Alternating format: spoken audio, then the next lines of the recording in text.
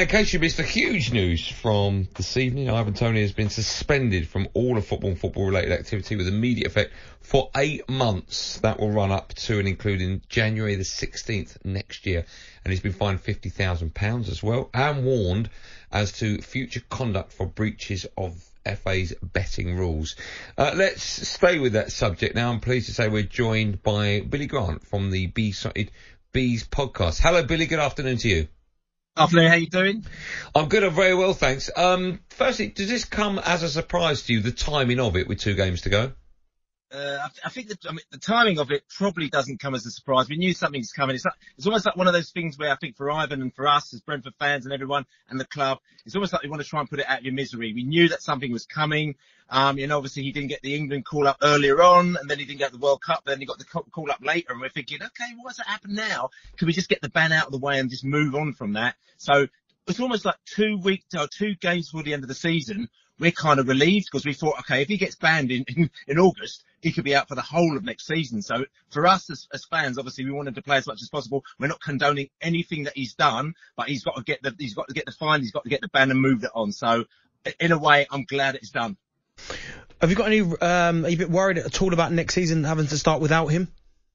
I think there is a concern. I mean, like I said to you, I've got the Beesotted podcast. We've got it Pride of West London. We're part of the Talksport fan network, as you probably know. And we're actually recording this evening now. So obviously we've got a very hot topic to talk about. And one of the subjects we're talking about is obviously kind of like who's going to lead us in for the first, half of next season. Interestingly, Ivan Toney was actually out on Saturday. We played a game against West Ham on Sunday. Actually, we played a game against West Ham and he had a slight hamstring problem. I'm not sure whether or not the hamstring problem, again, I'm just asking the question whether or not it's actually trying to prep us up for getting our players used to playing without Ivan Toney. But we played with Wisa up front, and we also had Sharda, and we had Mbuma as well. And actually, they flipped it up, and Brentford's style of football was very different with these 3 players as it is to Ivan Toney, because we play a particular way with Ivan. So I think that Brentford, in a way, they're thinking this is great. We've got 2 games, which at the end of the day, if we lose both the games, it doesn't really matter, to try and gear ourselves up. We've got a whole summer to bring somebody else in if we need to. And then after that, we need to be up and running by the first game of next season. So there is a concern. Of course, there definitely is for somebody who scores 20 plus goals,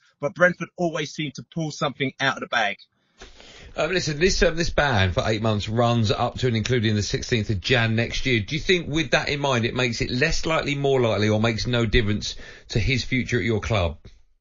I think it makes absolutely no difference to his future at the club. Well, in a way, I think also the fear that we had is that as fans, we don't want our players to leave. We don't want no one to leave. But from an economic sense, obviously Brentford are a team that when a player gets to a certain value, they'll move on. And we know that. And we've learned that over the years, and we've learned to get used to it. So we're already bracing. I mean, we know David Raya is going to go soon. We know Ivan Toney's going to go fairly soon.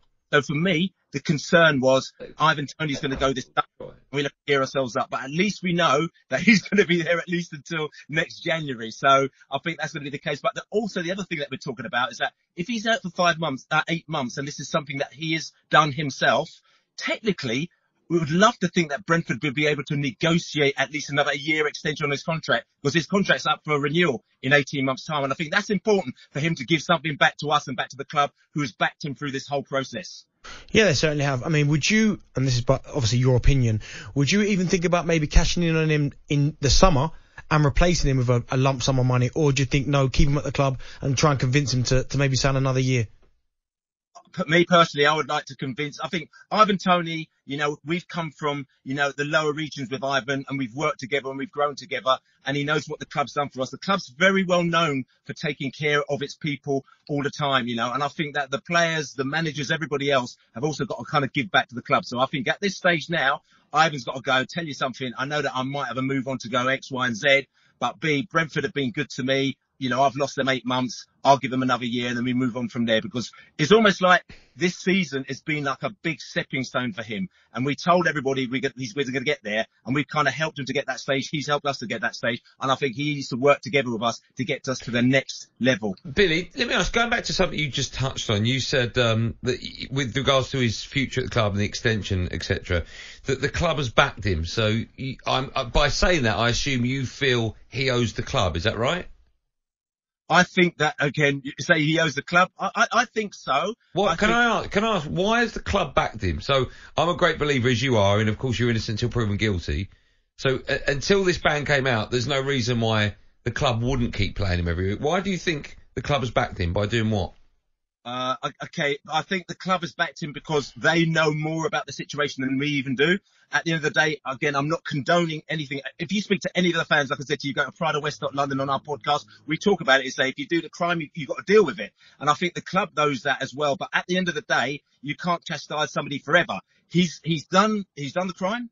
He's now got the ban, but as a club, they've got to look at, say, okay, how can we still develop you as a footballer, even though something that you've done is wrong? If he'd come to them and said to them, listen, I'm going to bet 200 and X times, they would have said to him, no, do it. No, don't do it. But he's done it in his own time. So he's made a massive mistake, but the club, to be fair to them, have gone, right, okay, you've made a mistake, but now what we're going to do is that we're not going to throw you to the wolves. We're going to help you to move on from that, but you still need to do the time. Sorry, just a quick one as well. You said about throwing him to the wolves, but you've got to think, because it's Ivan Toney, the club were never going to do that, were they? If it was maybe a lesser player, they might have thrown him to the wolves because there's no value in that player. But because it's Ivan Toney, arguably he's your best player, they were never going to just throw him to the wolves. I don't think that any club would do that with any player, would they? They would.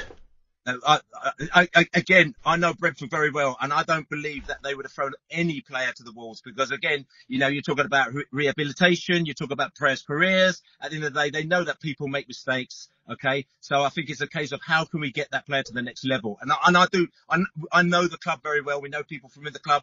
As a podcast and a small club, they talk to us all the time. They talk to the fans all the time. We've had Thomas Frank down the pub drinking with us and telling us things that's going on. So we know very much how the club runs. So I think it's a situation where you've got to listen.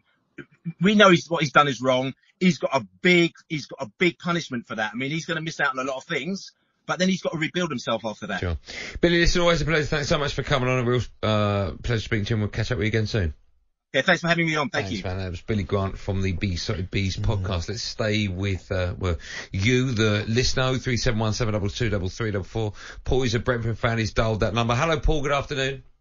Hello, gents. How are we? We're good, thank you. What do you make of that news? Ivan Toney banned for 8 months.